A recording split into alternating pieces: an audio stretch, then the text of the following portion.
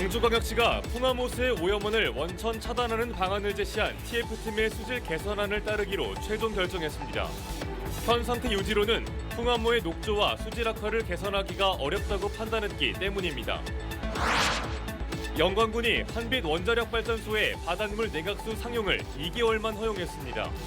안전 우려에 대한 한수원의 무대응에 대한 불만 때문인데 오는 7월 22일까지 사용 기간을 연장하지 못할 경우 가동이 중단됩니다.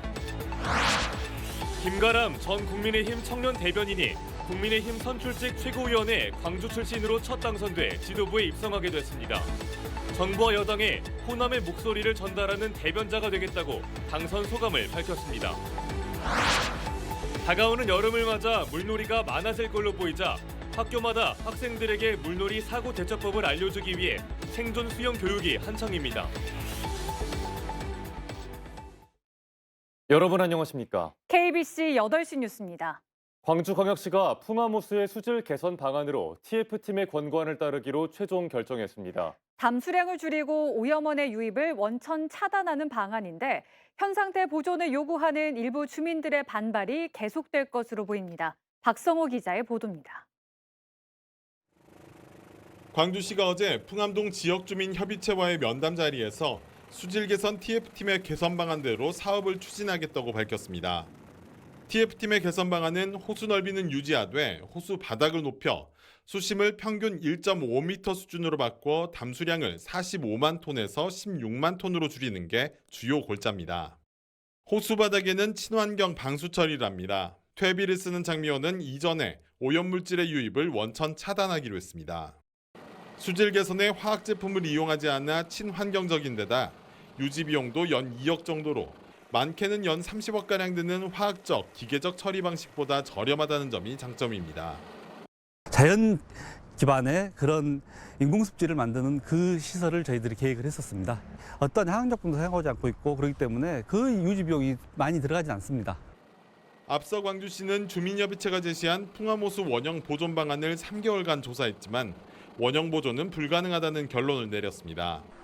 TF팀의 개선 방안보다 매년 수십억 원의 예산이 더 들어가는 데다 새 수질 개선안을 도출할 시간적 여유도 없고 법적 분쟁 가능성도 크다는 분석이 나왔기 때문입니다. 냉소로 인하여 시민들이 고통받는 현 상태를 유지할 것인가 아니면 수질 개선을 해서 시민들에게 쾌적한 환경을 제공하는 게 바람직한 것인가에 대한 고민이 있었고요.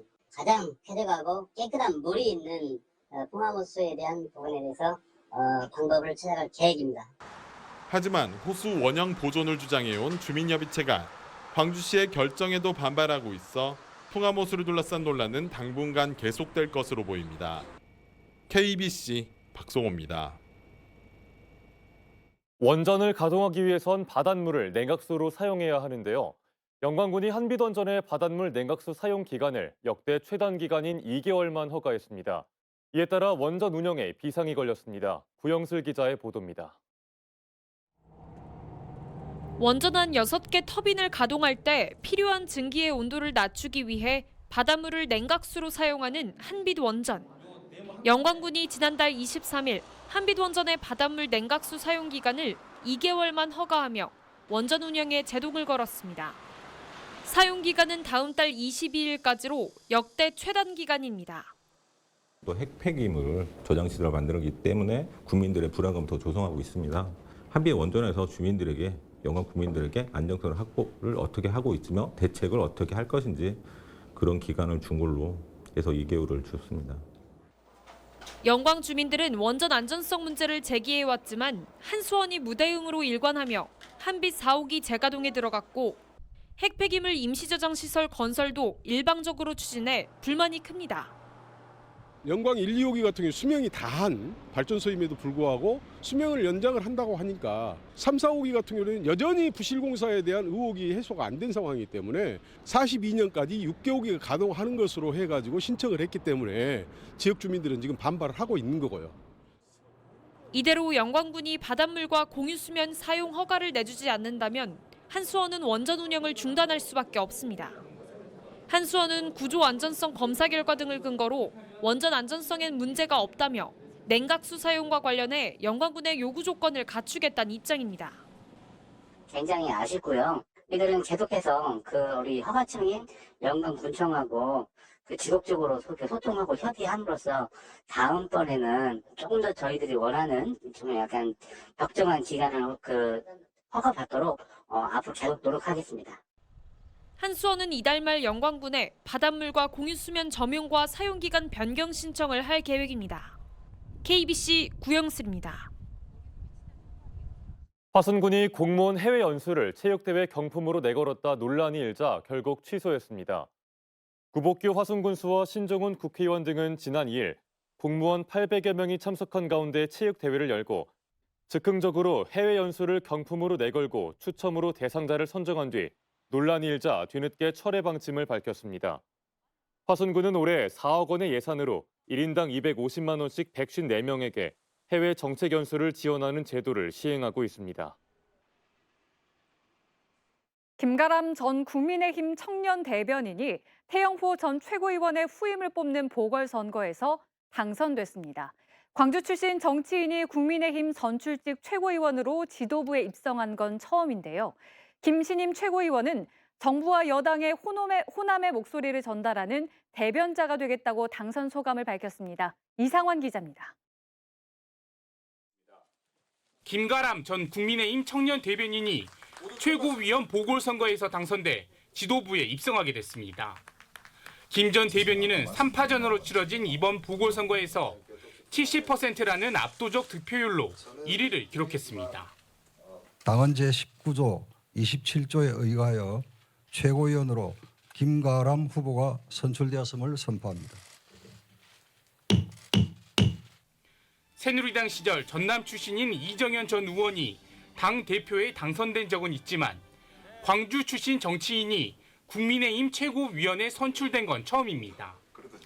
호남의 목소리를 대변할 적임자라는 점, 2030의 마음을 누구보다 이해하는 청년 사업가라는 점이 보수의 표심을 파고든 것으로 분석됩니다. 광주 출신이지만 10년 넘게 보수 정당에서 활동했고 지난 전당대회 때 청년 최고위원에 도전했다 고배를 마셨음에도 또다시 도전하는 진정성이 보수 정당 지도부란 높은 벽을 넘어섰습니다. 김신임 최고위원은 정부와 여당의 호남의 목소리를 전달하는 대변자가 되겠다고 당선 소감을 전했습니다. 국민의힘 지도부에다가도 당당하게 이야기할 겁니다. 41개 기초단체장 분 중에 국민의힘 소속 한 군데도 없지 않습니까? 어쨌든 저희가 여당이기 때문에 그 연결고리 역할 제가 제대로 하겠습니다.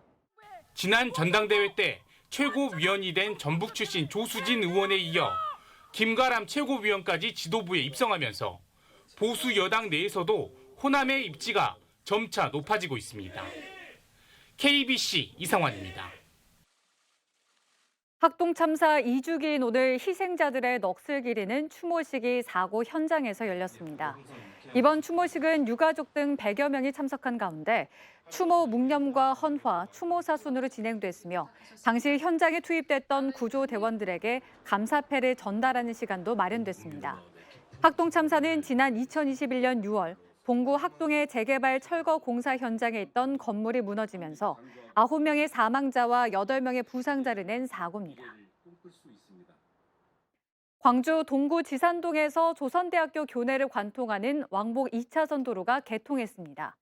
조선대 교내를 통과하는 이번 도로 개통으로 광주 지하철 공사로 혼잡을 빚고 있던 도심 접근이 편리해져 국립아시아 문화전당과 충장로의 상권 활성화에도 도움이 될 것으로 예상되고 있습니다. 한편 지산동에서 조선대 우회도로 건설에는 예산 42억여 원이 투입됐으며 개통식에 주민 등 200여 명이 참석해 높은 관심을 끌었습니다. 올해 3월부터 5월까지 광주 전남의 평균 기온이 기상관측 시작 이래 가장 높았던 걸로 조사됐습니다.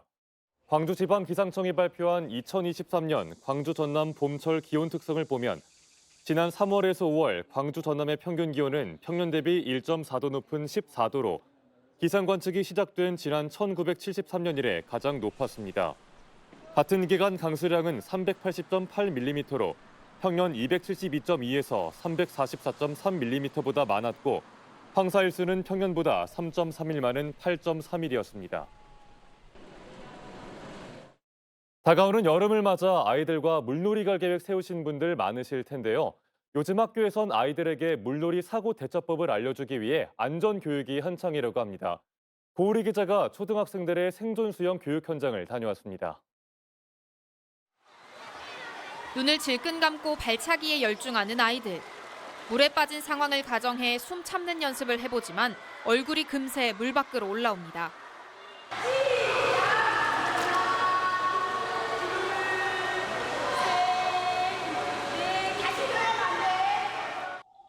페트병 같은 부유물을 껴안고 떠 있어 보고 몸에 힘을 빼고 자연스럽게 표류하는 연습도 합니다. 물에 빠졌을 때 체력 소모를 최소화하며 표류하는 법을 알려주는 생존 수영 교육 현장입니다. 바닷가에는 자주 가는데 물놀이는 별로 안 해요. 생존 수영을 해서 물놀이 조금 할 수 있을 것 같아요. 그때는 막 머리까지 빠질까 봐 무서웠는데 이제는 이런 걸 배우니까 어떻게 대처해야 되는지 잘 알겠습니다. 세월호 참사 이후 초등학생들을 대상으로 의무화됐는데 수영을 못하더라도 구조대가 올 때까지 물에서 버틸 수 있는 법을 익히는 게 핵심입니다.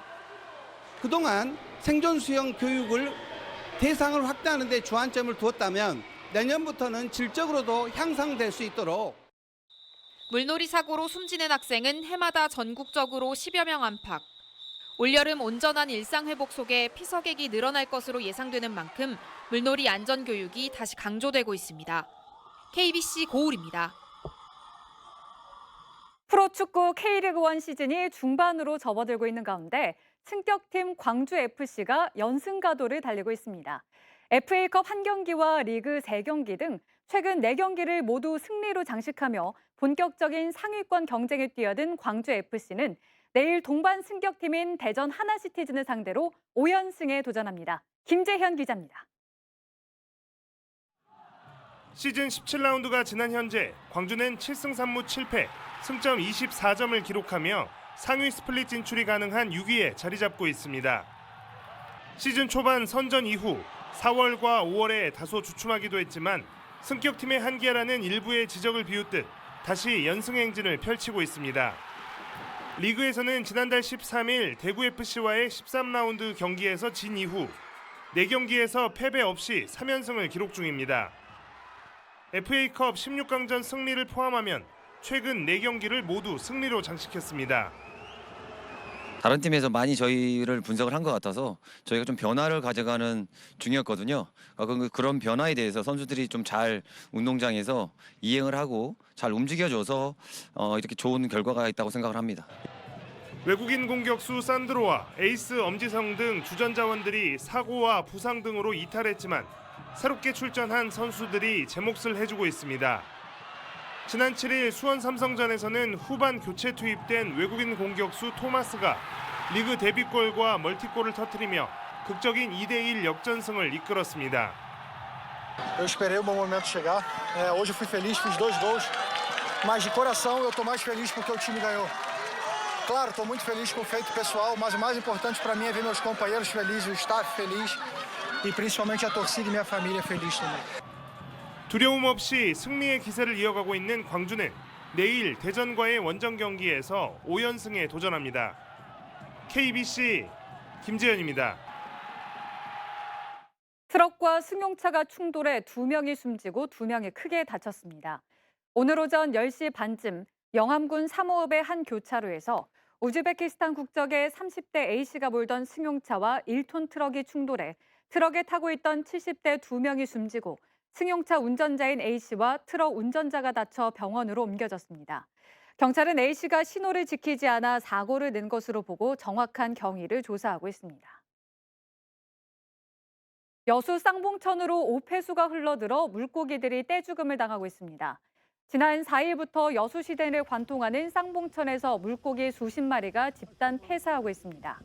인근 주민들은 분뇨가 떠내려오는 점을 미뤄 주택단지에서 하수종말 처리장으로 이어지는 하수관이 파손됐을 가능성을 제기하고 있습니다. 이런 가운데 여수시 하수도과는 피해가 시작된 지 닷새가 지났지만 별다른 조치를 취하지 않고 있습니다. 광주시립요양병원의 파업이 가결됐습니다. 병원 측과 임금 체계 개편 문제로 갈등을 겪고 있는 전국 보건의료 산업노조 광주시립요양정신병원 지부는 지난 7일 실시한 파업 찬반 투표에서 찬성 84.5%로 파업을 가결했습니다. 노조는 지방노동위원회 조정 마지막 날인 오는 13일까지 합의가 이루어지지 않으면 파업에 돌입할 예정입니다. 현재 광주 제1시립요양병원 정신병원에는 환자 363명이 입원 치료를 받고 있습니다. 광주도시공사가 어등산 개발 사업 중단과 관련해 기존 사업자에게 투자비를 즉시 돌려주라는 법원 판결에 항소하기로 했습니다. 광주지방법원 민사 13부는 주식회사 어등산 리조트가 광주도시공사를 상대로 낸 민간사업자 지위 확인 등 소송에서 주식회사 어등산 리조트가 이미 사용한 투자금 229억 8,643만 원과 이에 대한 이자를 즉시 지급하라고 원고 일부 승소 판결을 내렸습니다. 이에 광주도시공사는 새로 사업자가 선정돼 토지 비용을 입금시키면 그 이후 30일 안에 투자금을 반환하도록 어등산 리조트 측과 과거 합의를 한 적이 있어 항소를 결정했다고 밝혔습니다.